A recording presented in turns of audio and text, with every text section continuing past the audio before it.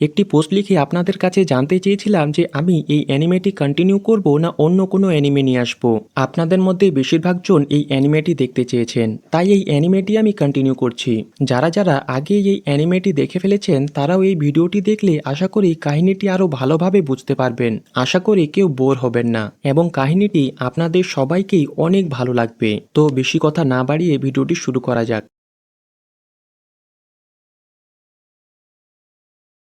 সেখান থেকে অ্যালেক্সিয়া বেরোতে গেলে তার সামনে জ্যানন চলে আসে। সে জানায় এই রিসার্চ সেন্টারটি তার নিজের। অ্যালেক্সিয়ার রক্ত এবং সায়েন্টিস্টের রিসার্চ দিয়ে সে ডিমনকে জীবিত করবে যাতে সে রাউন্ডের সদস্য হতে পারে। রাউন্ড হলো সবচেয়ে দক্ষ 12 জন নাইট দ্বারা গঠিত একটি গ্রুপ। অ্যালেক্সিয়া রেগে গিয়ে তাকে আক্রমণ করতে আসলে জ্যানন খুব সহজে তার তলোয়ার ভেঙে তাকে আঘাত করে বলে তোমাকে আমার সঙ্গে চলতে হবে। সেখানে সিড এসে হাজির হয়ে বলে তার নাম হলো শ্যাডো। সে ছায়ার আড়ালে লুকিয়ে থেকে খারাপ লোকেদের হত্যা করে। শ্যাডোকে দেখে জ্যানন বুঝে যায় যে এই হলো সেই ব্যক্তি যে তাদের রিসার্চ সেন্টারগুলিতে হামলা চালিয়েছে।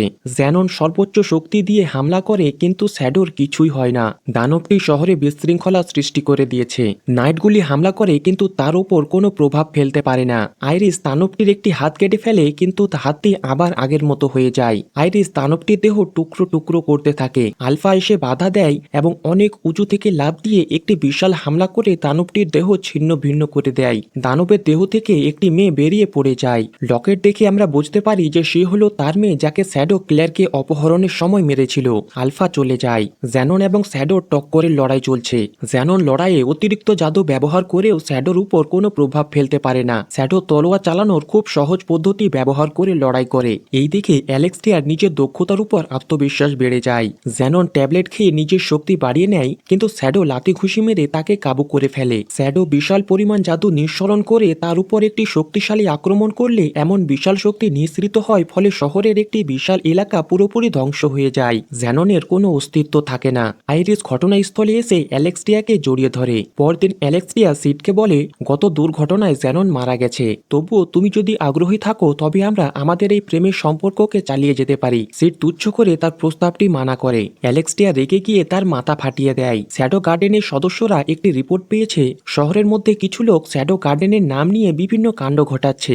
ডেল্টা বলে তারা আমাদের অনুসন্ধান থেকে বাঁচতে পারবে না। আইরিস নাইটদের মধ্যে থাকা শত্রুদের খুঁজে বের করার জন্য একটি অনুসন্ধান করার দল বানায় যেটির মধ্যে তারা 2 জন থাকবে, কারণ এই রাজ্যে সবচেয়ে বিখ্যাত তলোয়ার শিক্ষক কাল্ট অফ ডিয়াবলোসের সদস্য ছিল। নিজেকে শ্যাডো গার্ডেন বলে পরিচয় দিয়ে এক ব্যক্তি নির্জন এক গলিতে সাধারণ এক লোককে হত্যা করে দেয়।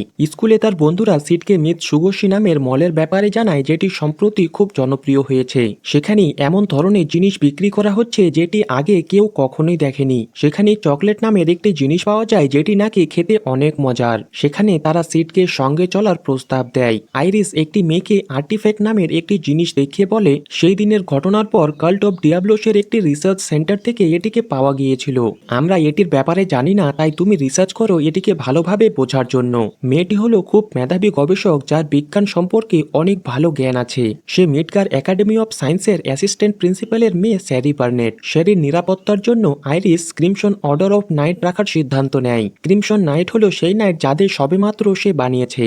আগের নাইটদের উপর তার ভরসা নেই। অ্যালেক্সিয়া শ্যাডো গার্ডেনের ব্যাপারে তদন্ত করতে চায়। সে জানতে চায় তারা কে এবং তাদের উদ্দেশ্য কি। আইরিস অনুমতি দেয়, তবে সাবধান থাকতে বলে। তারা পৌঁছে দেখে মলের বাইরে অনেক ভিড় লেগে রয়েছে। একটি মেয়ে সিডকে অনুরোধ করে পুরো মল ঘুরে দেখতে এবং ফিডব্যাক দিতে। সিড দেখে মলের ভিতরটা আধুনিক পৃথিবীর শপিং মলগুলোর মতো। মেয়েটি তাকে মলের সবচেয়ে উপর তালার একটি ঘরে নিয়ে যায় যেখানে সে গামাকে দেখতে পায়। এই মলটি গামার ছিল।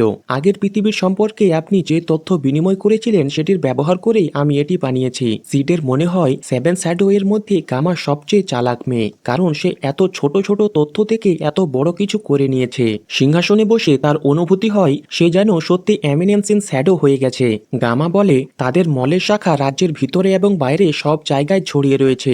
এই বছর তাদের ব্যবসা থেকে 100 কোটি জেনি লাভ হয়েছে। সিডের মাথা ঘুরে যায়। এরপর সে রিপোর্ট দেয় এক খুনি শহরের মধ্যে নিজেকে শ্যাডো গার্ডেন বলে দাবি করে লোকেদের হত্যা করছে। তারা তদন্ত করছে কিন্তু এখনো খুনিকে খুঁজে পায়নি। সিড বলে সে এই ব্যাপারে তদন্ত করবে। গামা জানায় এই মেয়েটির নাম নু, একে সবেমাত্র নিয়োগ করা হয়েছে। কিন্তু লেডি আলফা এর দক্ষতার খুব প্রশংসা করে। সিড সবচেয়ে সস্তা দেখে 3টি চকলেট চায়। গামা বলে আমি আপনাকে বিনামূল্যে সবচেয়ে ভালো মানের চকলেটগুলি দিব। এই সেই সুযোগে সিড একটি কয়েন নিয়ে নেয়। ফেরার সময় সে এক গলিতে তলোয়ারের শব্দ শুনতে পায়। সিড দ্রুত একটি অজুহাত খুঁজে বের করে বলে, আমার টয়লেট পেয়েছে, তোরা এগিয়ে যা, আমি গলিতেই কাজ সেরে নি। সে কোনো মতে তাদের পাঠিয়ে দেয়। শ্যাডো দেখে একটি গলিতে অ্যালেক্সিয়া কিছু খুনির সঙ্গে লড়াই করছে। খুনিগুলি তাকে আহত করে ঘিরে ফেললে শ্যাডো একটিকে মেরে ফেলে বলে, শ্যাডো গার্ডেনের নাম নিয়ে তোরা লোকেদের হত্যা করছিস, এই শাস্তি তোদের পেতেই হবে। বাকি শত্রুরা পালিয়ে যায়। অ্যালেক্সিয়া জিজ্ঞেস করে, তুমি কে এবং কার বিরুদ্ধে লড়াই করছো? সিড তাকে এই সবকিছু থেকে দূরে থাকতে বলে চলে যায়। হঠাৎ শ্যাডো একটি খুনিকে মেরে ফেলে। শ্যাডো গার্ডেনের নতুন সদস্য নু এসে বলে বাকিদের সে সামলে নেবে। শ্যাডোর চলে যাওয়ার পর দুইটি খুনির মধ্যে একটি খুনিকে নির্মমভাবে মেরে ফেলে। আমরা শত্রুদের প্রধানকে দেখি, যার নাম হলো গাউন। তাদের পরিকল্পনা হলো আর্টিফ্যাক্টটি নিজের অধীনে নেওয়া, যেটি স্যারির কাছে রিসার্চ করার জন্য দেওয়া হয়েছে। অ্যালেক্সিয়া আইরিসকে জানিয়ে দেয় যে অন্য এক অর্গানাইজেশন শ্যাডো গার্ডেনের নাম করে এই কর্মকাণ্ড ঘটাচ্ছে। আইরিস শ্যাডো গার্ডেন এবং কাল্ট অফ ডিয়াবলোস সবাইকে নিজের শত্রু মনে করে, কারণ তার রাজ্যে সে কাউকেই আতঙ্ক সৃষ্টি করতে দিতে পারে না।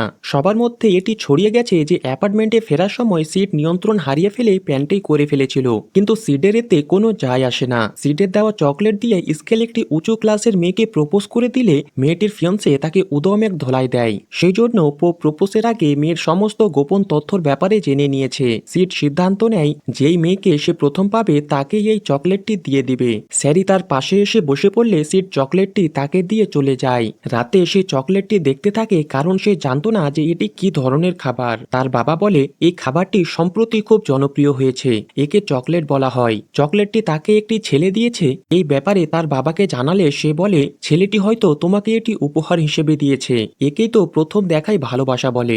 আমার মনে হয় ও তোমার উত্তরের অপেক্ষা করছে।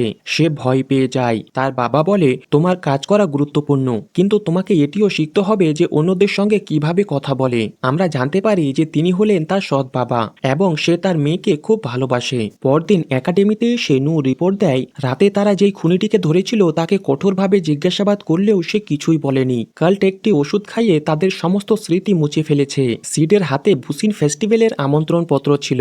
তার বন্ধুরা তাকে না জানিয়ে তার নাম সে টুর্নামেন্টে নিবন্ধন করে দিয়েছে। তাদের উদ্দেশ্য ছিল টুর্নামেন্টে অংশগ্রহণ করলে সিড এক একটা মেয়ে তো পটাতেই পারবে।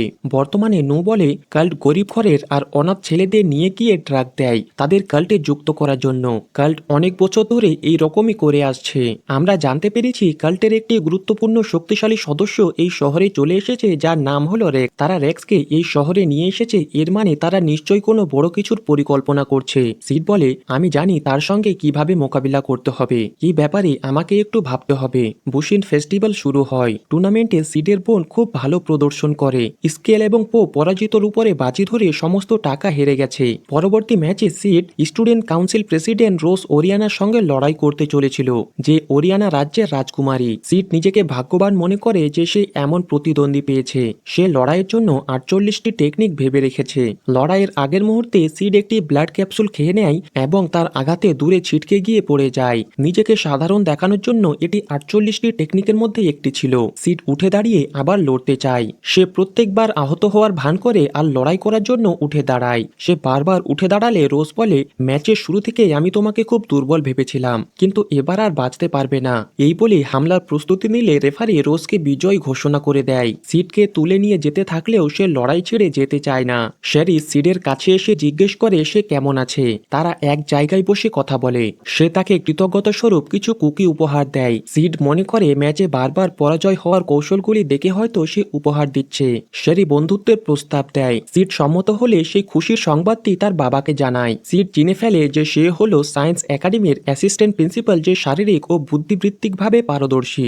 একসময় সে বুসিন ফেস্টিভ্যালে বিজয়ী ছিল। সিড এমন উচ্চ পদস্থ ব্যক্তির সঙ্গে পরিচয় রাখতে চায় না, কিন্তু সরাসরি সে বলতেও পারবে না। তাই সে ক্ষতকে বাহানা হিসেবে দেখিয়ে বাড়িতে থাকার নাম করে তার থেকে দূরত্ব বাড়িয়ে নেবে। শেরি সিডের কথা মনে করে কাজে মন দিতে পারে না।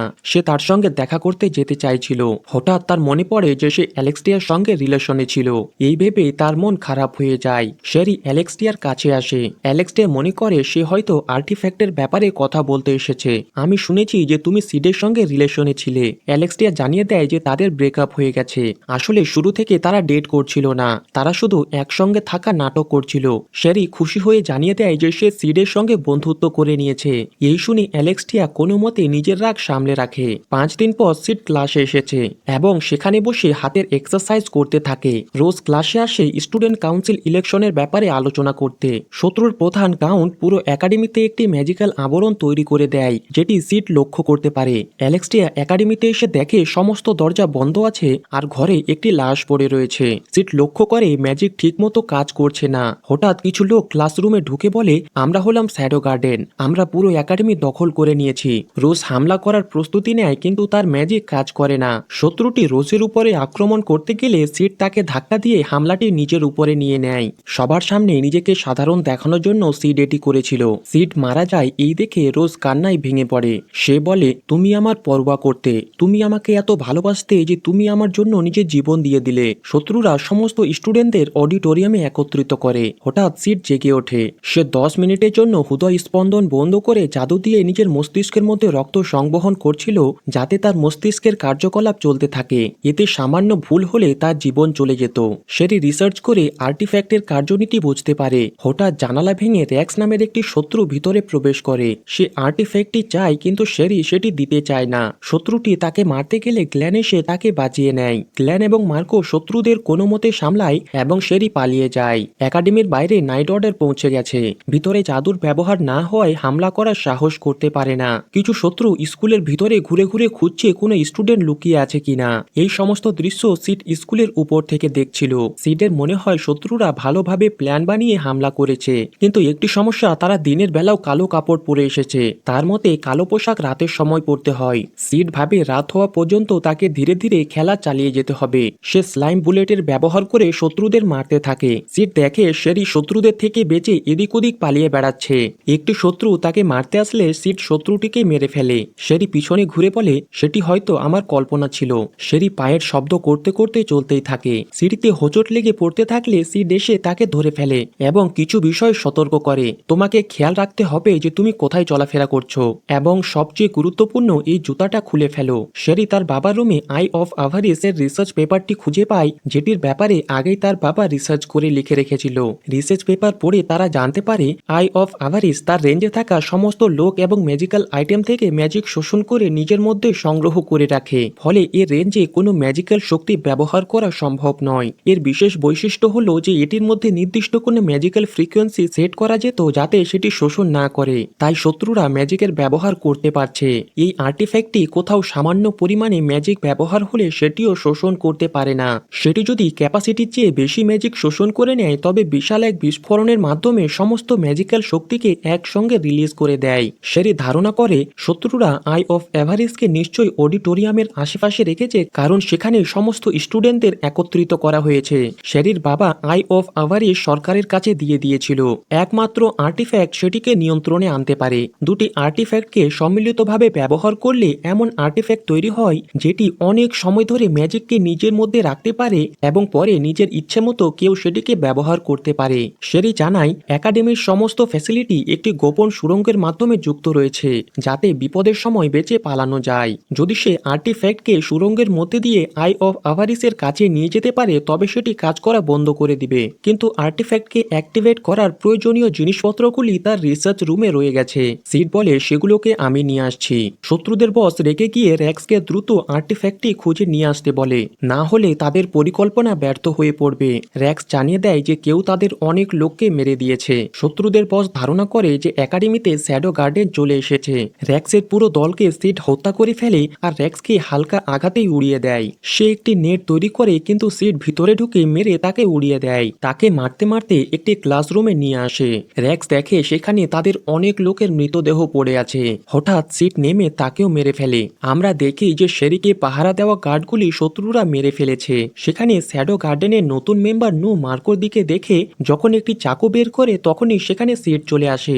নু ভয় পেয়ে যায়। সে সিডকে রিপোর্ট দেয় শ্যাডো গার্ডেন একাডেমিতে চলে এসেছে, কিন্তু ম্যাজিক ছাড়া শুধু 7 শ্যাডোই লড়াই করতে পারে। এই ক্যাপিটালে 7 শ্যাডোর মধ্যে একমাত্র গামা উপস্থিত আছে এবং সে মিশনের কমান্ড সামলাচ্ছে। সিড নুয়ের সাহায্যে প্রয়োজনীয় জিনিসপত্রগুলো সংগ্রহ করে এবং সে এইগুলি কেন সংগ্রহ করছে এই ব্যাপারে জানিয়ে দেয়। আমরা নুয়ের আচরণ দেখে বুঝতে পারি যে সে কোনো গোপন পরিকল্পনা করছে। সেই আর্টিফ্যাক্টটি অ্যাক্টিভেট করার কাজে লেগে পড়ে।